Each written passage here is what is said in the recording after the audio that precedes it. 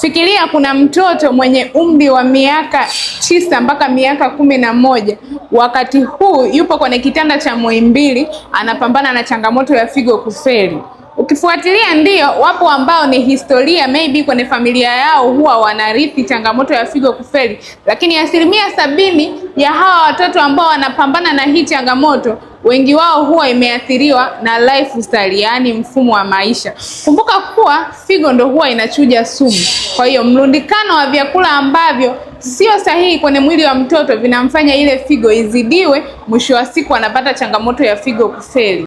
Kwa mfano, kula vyakula vyenye chumvi nyingi, yaani kama snacks, kwa wale wazazi ambao huwa wanawapa watoto wao snacks. Lakini pia mbadala wa maji, mtoto anapewa juisi, tena juisi kutoka viwandani, juisi zenye chemicals. Kwa huyu mtoto ataanza kupata changamoto kama pressure na kisukari wakati akiwa bado mdogo. Hali hii huwa inaenda kuharibu ile mishipa midogo midogo ndani ya mwili ambayo huwa inalisha figo na kufanya figo kushindwa kufanya kazi yake kabisa. Sasa kama we ni mzazi, hakikisha unakagua kile unachompa mtoto wako kwenye sahani, lakini pia hakikisha unakagua kile ambacho unampa mtoto wako kwenye glasi kwa afya bora ya mtoto wako.